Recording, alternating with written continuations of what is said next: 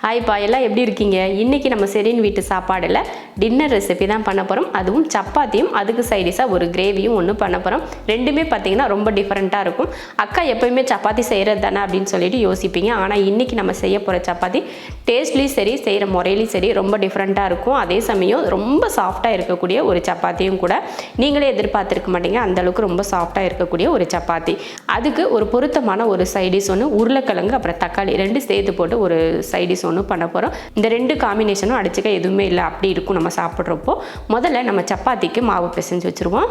வறுத்த வேர்க்கடலை நம்ம கையில் இந்த அளவுக்கு எடுத்துக்கிட்டால் போதும். ஸ்பூன் கணக்கு பார்த்திங்கன்னா ஒரு 3 ஸ்பூன் அளவுக்கு எடுத்துக்கோங்க. 4 வரமிளகாய், அதுவும் உங்கள் காரத்தை பொறுத்து நீங்கள் சேர்த்துக்கலாம். அப்புறம் முந்திரி பருப்பு வந்து ஒரு 10 முந்திரி பருப்பு, இதை பவுட்ரு பண்ணிக்கலாம். மிக்ஸி ஜாரில் போட்டுட்டு பவுட்ரு பண்ணிடலாம். தண்ணியெல்லாம் ஊற்றக்கூடாது, பவுட்ரு பண்ணி மட்டும் எடுத்துக்கலாம்.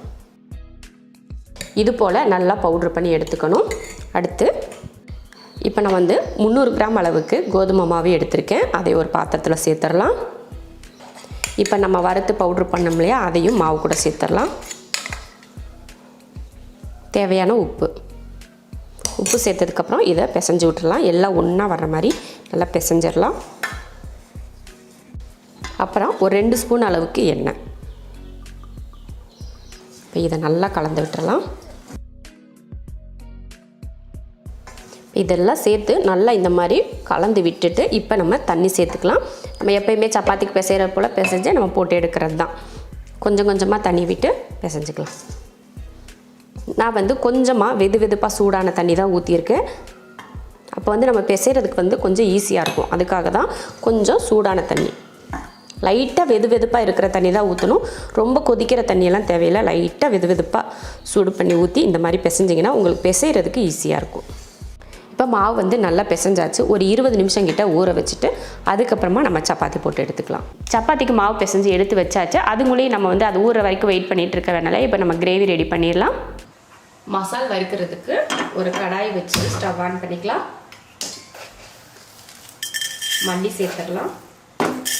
2 ஸ்பூன் மல்லி, ஜீரகம் 1/2 ஸ்பூன், 5 வரமிளகாய். நல்லா மணம் வர ஆரம்பிச்சிருச்சு. இப்போ இதை மாற்றி வச்சு அரைச்சிக்கலாம். குக்கர் வச்சு தாளிக்கிறதுக்கு எண்ணெய் ஊற்றிக்கலாம்.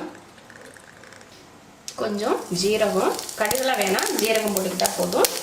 பொரிஞ்சதுமே கருவேப்பிலை, வெங்காயம், 2-3 பூண்டுக்கள். வெங்காயம் ஓரளவுக்கு வதங்கிடுச்சு, அதிகமாக வதங்கிடலாம். இந்த அளவுக்கு வதங்கிக்கிட்டால் போதும். உருளைக்கிழங்கும் தக்காளியும் சேர்க்க போகிறோம். உருளைக்கிழங்கு எந்த அளவுக்கு எடுத்துருக்கோமோ அதே மாதிரி அளவுக்கு தக்காளி எடுத்துக்கணும். நான் 3 உருளைக்கிழங்கு எடுத்திருக்கேன், அதே போல் 3 தக்காளி எடுத்திருக்கேன். அதை இது சேர்த்துடலாம். உருளைக்கிழங்கு வந்து நான் வேக வச்சு தான் எடுத்திருக்கேன். தக்காளி போட்டு கொஞ்சம் லைட்டாக வதக்கிக்கிட்டால் போதும், அதிகம் வதக்க தேவையில்லை. 3 உருளைக்கிழங்கு, மஞ்சத்தூள், மிளகாத்தூள் கொஞ்சம் சேர்த்துக்கலாம். இது வந்து நான் கலருக்காக தான் சேர்க்குறேன். வறுத்து அரைச்ச பவுடரை சேர்த்துக்கலாம். தண்ணி ஊற்றி கூட நீங்கள் அரைச்சிக்கலாம். அரைக்க முடியலன்னா தேவையான உப்பு கலந்துடலாம். உருளைக்கிழங்கை நான் வேக வச்சு போட்டிருக்கேன். நீங்கள் வேக வைக்காமல் கூட சேர்த்துக்கலாம். ஏன்னா குக்கரில் நம்ம ஒரு விசில் விடுறதுக்கு 2-3 விசில் விட்டிங்கன்னா உருளைக்கிழங்கு வந்து வெந்துடும். தண்ணி சேர்த்துடலாம்.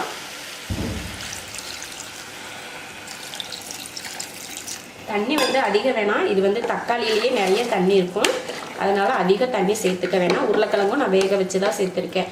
அது மட்டும் இல்லை, நம்ம குக்கரில் வேக வச்சோம்னா அதிக தண்ணியில் வேக தேவையில்லை. நம்ம ஊற்றுற தண்ணி அப்படியே தான் இருக்கும், வத்தெல்லாம் செய்யாது. நம்ம கொதிக்க வச்சா மட்டும்தான் தண்ணி வற்றும். குக்கர் மூடி விசில் போடலாம். ஒரே ஒரு விசில் விட்டு ஆஃப் பண்ணிக்கலாம். தண்ணி கம்மியாக ஊற்றியுமே பார்த்தீங்கன்னா இப்போயே இவ்வளோ தண்ணியாக இருக்குது. அப்போ அதிகமாக தண்ணி ஊற்றினா என்ன ஆகும் அப்படின்னு பார்த்துக்கோங்க. கம்மியாக தான் தண்ணி ஊற்றணும். ஏன்னா தக்காளிலேயே தண்ணி விட்டு தான் வேகும். அதனால நம்ம தண்ணி எப்பயுமே பார்த்து ஊற்றி தான் குக்கரில் வேக வைக்கணும். எந்த குழம்பாக இருந்தாலுமே அளவுக்கு அதிகமாக குக்கருக்கு தண்ணி ஊற்றக்கூடாது. மறுபடியும் ஸ்டவ் ஆன் பண்ணிக்கலாம். ஆன் பண்ணி ஒரு 2 நிமிஷத்துக்கு கொதிக்க விடலாம். என்னதான் நம்ம குக்கரில் வேக வச்சாலும் அந்த மசாலோட பச்சை வடை இருக்க தான் செய்யும். அதனால அந்த மசால் வடை போகிறதுக்காக ஒரு 2 நிமிஷம் கொதிக்க விட்டிங்கனாலே போதும். கொதிக்கட்டும். அவ்வளோதான், 2 நிமிஷம் நல்லா கொதிச்சிருச்சு. இப்போ அடுப்பை ஆஃப் பண்ணிக்கலாம். இன்றைக்கி நம்ம பண்ணியிருக்க கிரேவி இதே மெத்தடில் நீங்கள் செஞ்சு பாருங்கள். டேஸ்ட் வந்து எப்போயுமே நீங்கள் சாப்பிட்ருக்க மாட்டீங்க, அந்த மாதிரி ஒரு டேஸ்ட்டில் இருக்கும். ரொம்ப டிஃப்ரெண்ட்டானவும் இருக்கும். எல்லாருமே இதென்ன புதுசாக இருக்குது இந்த டேஸ்ட் அப்படின்னு சொல்லிட்டு கேட்பாங்க. அந்த மாதிரி ஒரு டிஃப்ரெண்ட்டான ஒரு கிரேவி இது சப்பாத்திக்கும் நல்லாயிருக்கும். அப்புறம் இட்லி தோசைக்கெல்லாம் சாப்பிட்டிங்கன்னா கூட அதுக்கும் ரொம்ப நல்லாயிருக்கும். அப்புறம் சாதத்துக்கு நல்லா இருக்குமா அப்படின்னு சொல்லி கேட்டிங்கன்னா கண்டிப்பாக சாதத்துக்கு இது வந்து நல்லா இருக்காது. இட்லிக்கு நல்லாயிருக்கும், தோசைக்கு நல்லாயிருக்கும். அப்புறம் வந்து இந்த மாதிரி சப்பாத்திக்கு நல்லாயிருக்கும். கண்டிப்பாக ட்ரை பண்ணுங்கள். சப்பாத்தி இந்த மாதிரி தோசை இட்லிக்கெல்லாம் ரொம்ப நல்லாயிருக்கும். அடுத்து இப்போ மாவு ஊற வச்சுருந்தோம் இல்லையா, அதை வந்து இப்போ நம்ம சப்பாத்தி போட்டு எடுத்துக்கலாம். இப்போ மாவு ஊற வச்சு பார்த்திங்கன்னா 20 நிமிஷம் கிட்ட ஆயிடுச்சு. பாருங்கள் எவ்வளோ சாஃப்டாக ஊறி வந்திருக்குன்னு. இப்போ சப்பாத்தி தேய்ச்சி போட்டுக்கலாம். எப்பயும் போல் தான் எப்பயும் சப்பாத்தி எப்படி மாவெல்லாம் தடவி தேய்ப்போம் இல்லைன்னா எண்ணெய் தடவி தேய்ப்போம் இல்லையா, அதே போல் தேய்ச்சி எடுத்துக்கலாம். இப்போ சப்பாத்தி வந்து தேய்ச்சி எடுத்தாச்சு. இப்போ போட்டுடலாம். இப்போ தோசைக்கல் வச்சு நல்லா தோசைக்கல் வந்து காஞ்சிருச்சு. இப்போ சப்பாத்தி போட்டுக்கலாம்.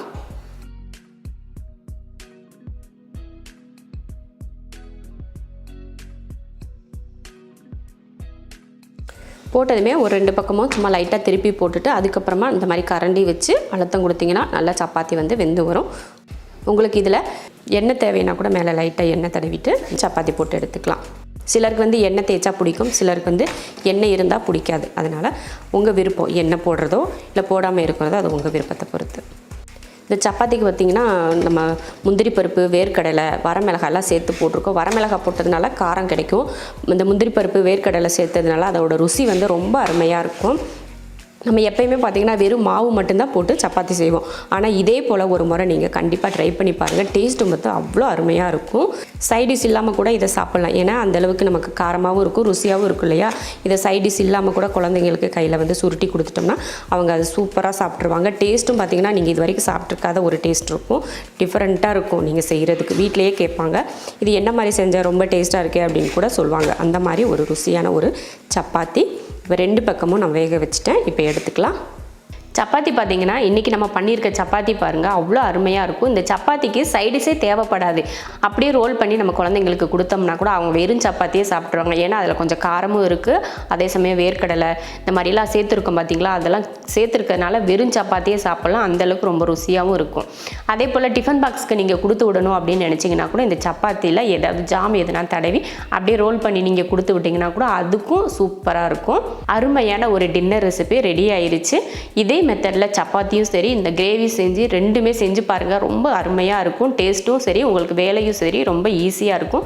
அதே போல் சப்பாத்தி வந்து ரொம்ப சாஃப்டாக இருக்கும்.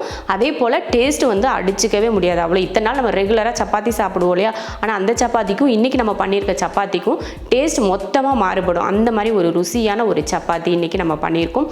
அதுக்கு பொருத்தமாக இந்த கிரேவியும் நீங்கள் செஞ்சு பாருங்கள். சூப்பராக இருக்குன்னு சொல்லுவாங்க வீட்டில் எல்லாருமே.